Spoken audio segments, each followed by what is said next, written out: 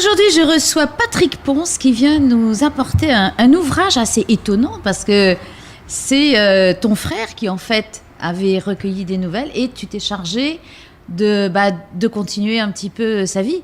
Oui, tout à fait. En fait, Serge Arnoux, qui est mon frère, puisque ma mère a eu 3 garçons avec 3 pères différents. Et Serge a eu 3 enfants avec 3 mères différentes. Comme c'est génétique, ouais, héréditaire. Bon, moi, ça a sauté ma génération, donc c'est tombé sur Serge. Et voilà, donc Serge a vécu dans le Pacifique quand même près de 70 ans. Il faut dire qu'il est venu sur les traces de notre arrière-grand-père, qui était greffier au tribunal de Papeete en 1860. Alors, il s'est marié en 1866 ici avec une dame qui était chilienne, qui s'appelait Carlota de los Andes, et Carolina de los Andes, pardon, et qui rentrait en France comme juge de paix. Donc dans notre famille, Tahiti revenait souvent dans la conversation, et ma mère grand-père disait, la route s'arrêtait à Fa'a. Après, c'était une piste. Grand-mère allait à la cour de la reine Pomaré. Voilà, donc alors ça nous a bercé. Ça vous est rêvé, vous les gosses. Ouais. Tout à fait. Donc Serge était le premier à en rêver et à concrétiser, et moi je l'ai suivi, parce qu'on ne peut pas rester comme ça dans sa vie sans savoir ce qu'ont fait les ancêtres. Alors, pour l'histoire de Serge, Serge, depuis qu'il était à la retraite, écrivait des nouvelles qui étaient soit du vécu, soit le fruit de son imagination.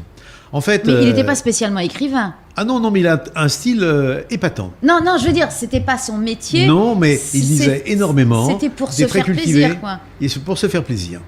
Alors, moi, il y a certaines nouvelles qui me plaisaient beaucoup. Et un jour, je lui ai dit, écoute, pourquoi tu n'édites pas un livre avec un recueil de ces nouvelles qui sont vraiment très sympas ? Il ne faut pas que ça reste une confidence. Il faut quand même que ça sorte et que tout le monde en profite. Il ne voulait pas, il traînait les 2 pieds. Et puis quand même, au mois de décembre dernier, donc l'année dernière, j'ai réussi à le décider. Et il m'a dit d'accord. Bon, mais je ne me déplace pas. Il avait thésaurisé tout ça. Ah oui, tout était sur informatique. Bon, voilà. Et puis, il en avait fait paraître certaines dans Tahiti Pacific Magazine. Du moins, Tahiti Pacific Magazine l'avait hébergé pour faire paraître ses nouvelles. Et au mois de décembre, j'ai réussi à le décider. Mais il me dit, je ne me déplace pas, je ne veux pas sortir. Moi, je dis, je t'envoie quelqu'un pour démarrer ça. Parce qu'il habitait toujours ici. Oui, il habitait à Supermaïna. Et puis, ce jour-là, il est tombé malade, direction l'hôpital, assez grave, ça s'est emmêlé, encore plus grave. Il est resté longtemps à l'hôpital. Moi, je suis parti en France. On a pris des rendez-vous, logiquement, qui devaient aboutir, qui n'ont pas abouti. Et au mois d'avril, il est décédé. Et moi, je suis rentré au mois de mai.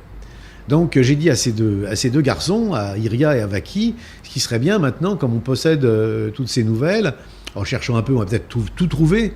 Bon, quoi qu'il y a toujours des malfaisants quand les gens disparaissent pour voler des clés USB ou des ordinateurs. Ah bon ça s'est passé ? C'est évident. Voilà. Quelle horreur. Donc, je me suis mis à la pêche de tout ça. J'ai retapé des nouvelles. Les 2 garçons étaient d'accord pour financer l'opération. Moi, j'ai apporté tout mon travail et j'ai travaillé 3 mois là-dessus, en apportant également, bien sûr, des photos, des illustrations. Oui, parce que oui, voilà. Pour le rendre encore plus vivant, hein, parce que exactement. C'est assez éclectique en fait. Il y a un petit peu de tout, mais on plonge dans les. On peut dire qu'on voyage d'est en ouest dans le Pacifique. On part des Galapagos, Clipperton, les Marquises, les Tuamotu, Tahiti, Moorea, Wallis, la Nouvelle-Calédonie, les Nouvelles Hébrides, parce qu'il y a des Nouvelles Hébrides à l'époque qui est vraiment croquignonne, vraiment épatante, et puis la Papouasie-Nouvelle-Guinée, et après on plonge dans les coulisses de la guerre du Pacifique et des armes japonaises, parce que la compagne de mon frère était japonaise, donc elle avait pas mal fouiné, et lui aussi, sur des choses assez étonnantes, et les armes secrètes des Japonais, qui étaient très en avance, et qui avaient préparé même une attaque sur New York et Washington. Carrément. Alors c'est pour ça que ça s'appelle aussi pacifique ou belliqueux pour... T'as vu, j'ai tout compris. Hein. Tout à fait. Tu vois que je l'ai lu quand même. Hein. Bien sûr, absolument. Non, c'est ça. J'ai cherché un titre qui soit sympa et qui permette d'avoir... rigolo et en même temps des clins d'œil. Voilà. Alors, en couverture, il y a un oiseau qui est pas forcément très très sympa, qui fait un peu penser aux oiseaux d'Hitchcock. Et puis à l'intérieur, en 5e page, sur la page de gauche, il y a la photo de Serge avec un oiseau qui, lui, est sympathique puisqu'il est niché sur son épaule. Oui. Et ça n'a pas été trop dur aussi de faire revivre ton frère par les nouvelles ? C'est une façon en fait un peu de faire son deuil, comme on dit. Hein. Oui. Non, je suis ravi, je suis très content d'avoir fait ça parce que il continue à vivre aussi par ses nouvelles. Et puis on se rend compte, énormément de gens bien sûr le connaissaient parce que il avait fait des tas de choses ici. Hein.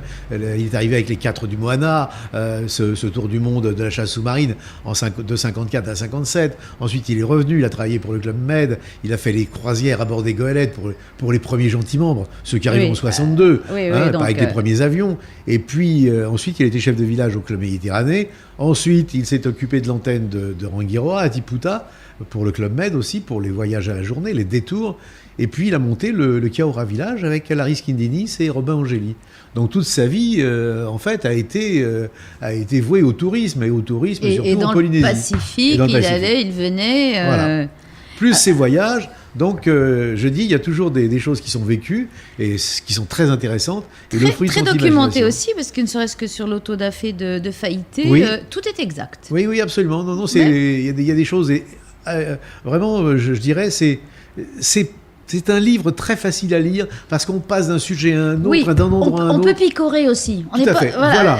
L'avantage des nouvelles, c'est que, enfin, moi j'aime bien, je suis lectrice, de Bien toute sûr, façon. bien sûr. C'est qu'on peut picorer, on peut venir d'un côté, on peut aller à la fin. Il n'y a pas de fil conducteur, ne serait-ce Bien que, sûr. bon, là tu as partagé un petit peu avec la guerre dans le Pacifique. Mais Oui, j'ai fait la dernière partie consacrée au Pacifique. Il y a aussi Mais- cette histoire qui est ahurissante. Ce directeur du nickel à Nouméa qui part à Newcastle à bord du bateau du nickel pour aller chercher du charbon. Newcastle, c'est au nord de Sydney. Logiquement, c'est 5 jours de voyage. Bon, c'est en 1941 quand même. Il part et au moment du retour, il se fait choper par un corsaire allemand. Et il sera libéré 1 an plus tard à Paris. Donc c'est un sacré voyage. ça fait loin pour aller chercher du Pour charbon. aller chercher du charbon. C'est de là l'expression aller au charbon. Aller au charbon, ça vient peut-être de là.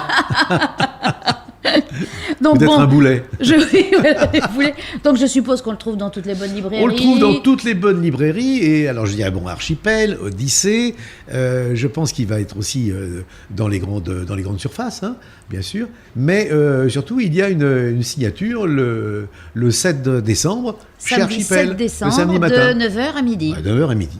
Excellent. Voilà. On y sera. Bah, bien sûr. Moi, je Voilà. serai là aussi avec grand plaisir. Et pour vous mettre un petit mot de la part de Serge. Voilà, volontiers. Merci Patrick. Merci Martine. Et merci de faire tout ce travail d'archives. Tu te régales toujours. C'est une hein. passion.